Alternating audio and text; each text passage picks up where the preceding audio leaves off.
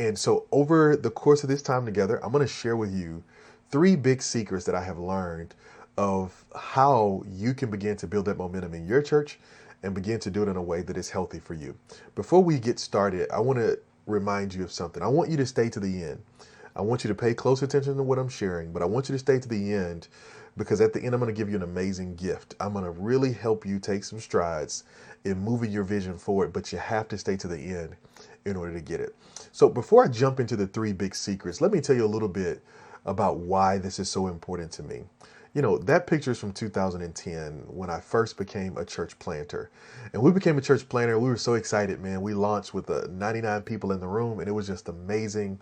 It felt like all the hard work that we in the preparation that we put in over the last couple of months were worth it. Well, I wish it stayed that way, but over the next couple of weeks, things would change.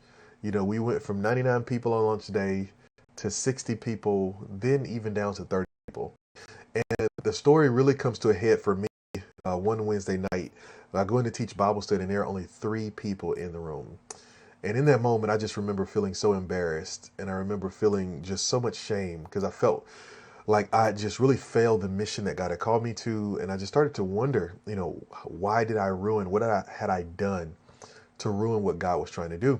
And so in that moment, before I taught Bible study that night, I went back into my office and I prayed and I made a decision. I made a vow. I made a vow to the Lord. I said, Lord, I'm going to preach and I'm going to give your gospel to whoever you send to me. I don't care if it's 3 or 3,000. But then the second thing I'm going to do is I'm going to do everything in my power to get better so that I can lead your church well. And one of the things that's really unique that would happen is that over the next couple of years, I feel like the Lord would really take us through a master class in learning how to invest in, how to build, to care about his church. And that's one of the things that we would see there in that picture time later, where we're doing three completely field services in our facility at that time before we moved to our new facility. And so I just never forgot the lessons of that time. I never forgot the lessons along the way because every single one served to help us move forward in the vision. And so I'm about to give you those secrets.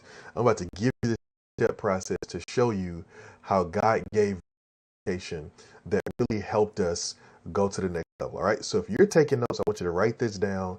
I want you to jot down some notes. And I want you to, after it's done, contextualize it, wrestle with it yourself, and think about how these three things fit into your context. All right.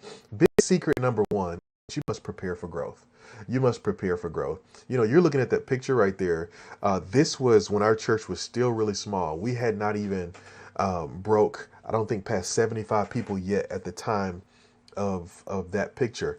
But what I was doing is I was taking a group of volunteers and a group of leaders through some intense development to help prepare our church for growth. I'll give you a really prime example.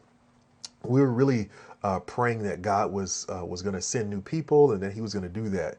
But as simple as preparing for growth seems, most churches do a great job of praying for growth but not preparing for it. And so we prepared for it. One of the things that we started to do is that we started to say, if a new person showed up today, what are we going to do with them? And so we started building out our processes. We started to build out our intake process. And I remember we built our first connections team. Said if somebody shows up, here's who's going to talk to them. Here's what they're going to talk to them about. Here's what we want them to do next. We built a map for how people will move from their first day visit to 2 years later, where we wanted to see them fully engaged in ministry and living out their gifts. And so our big secret number one was to prepare for growth, right? Because it's all about, and this is the part of our process called gather. It's all about figuring out when people show up, when people come together, how do we make that time significant and how do we help them take some real steps forward? All right. Big secret number two, after we gather, then we focused on growing. And the way we focused on growing was through a strategy we call reach and keep. Reach and keep. I grew up in a culture in the church where we were really good at having these events that recycle church people. We'd have Men's Day, Women's Day, 100 women in white, 100 men in black, you know, just these church fellowships. And really what would happen is people would come to that day, but then they go back to the church. And so what we learned to do in this portion of our strategy, in secret number two, is that we learned to host targeted events and to make sure that those events not only fit people we were trying to reach, but someone with next step. All right. So I'll give you a prime example. At the time of the picture you're looking at, our target was college students. We really wanted to reach college students. We wanted to make a difference in their lives. And so here's how we implemented Reach and Keep. Reach was, here's the event, the targeted event that we do to go after college students. So we planned a day where we invited all the Greek organizations and the student organizations and all the different departments on campus to come out. We incentivized them to be at service. That's our reach. But then the keep was, we already had our follow-up process in place. We already knew what we were going to ask them to do while they were there. We already knew what we wanted to do next. We came into that event with a goal of 50% retention rate. And already saying that day, here's where we're moving people to next, because that's a part of our keep strategy. Because if people come through the front door and go out of the back door, it doesn't help us. And so what we need is a strategy to say, when people come in and we reach them, how do we keep them? How do we help them make relationships? How do we help them take next steps, right? And that's a part of our grow strategy. Right there, we focus on all the systems that help people become more connected to the vision, but also to grow up in the vision and become partners with you in the vision. And then last but not least, third secret, it is develop new leaders. Develop new leaders, right? You're looking at that picture and going, what does a parking lot have to do with develop new leaders? Well, parking was a huge issue for us. And as we grew, parking wasn't the only issue we had. I started to discover that because of the way I was leading, every time we grew, it cost me more. It was more people I needed to speak with, more ministries I needed to help organize, more vision I needed to cast, and it wore me out. There was even one day I woke up getting ready to go and preach 3 full services, and I had a complete meltdown. I was controllably. My wife literally gave me a sleeping pill, made me go back to at the behest of our doctor. And it was at that moment that I learned the value of developing new people.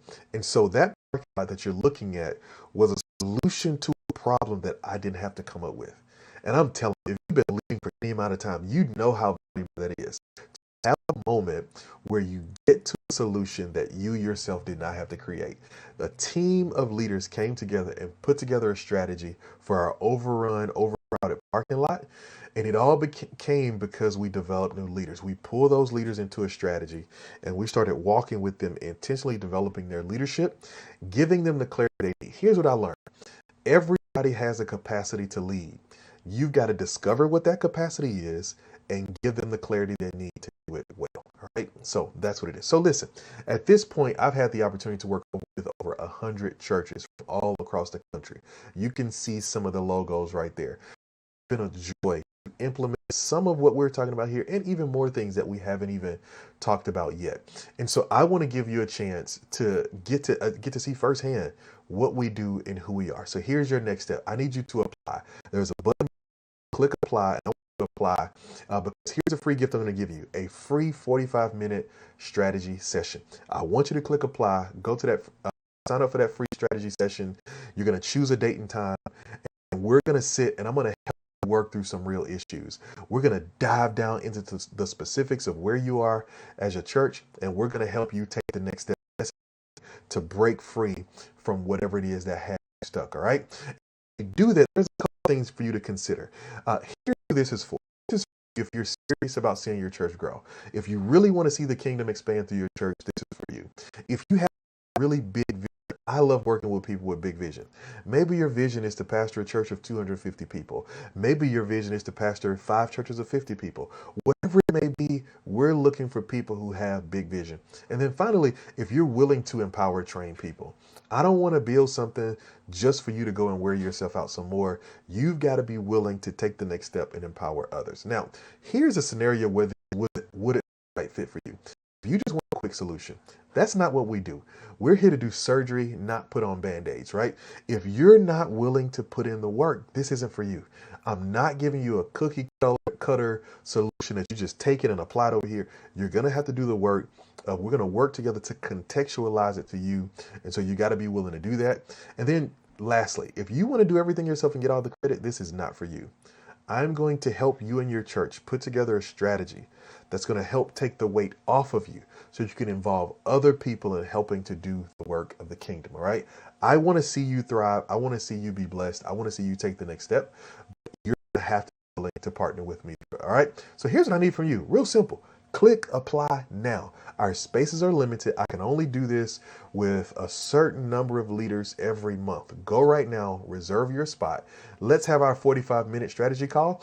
If we're fit to work together, then I'll give you some next steps and I'll show you how we can go forward, and we can, over the course of about 12 weeks, we can completely transform your vision, your church, and get you moving in the right direction. If we're not a fit to work together, that's okay too. At least you now have a blueprint and a strategy to go out and to start doing what you believe the Lord has called you to do. Now, I will say this: if we decide to work together, it is not free and it is not cheap. But here's what I will promise you is that we will get you results. And so if you want to see results,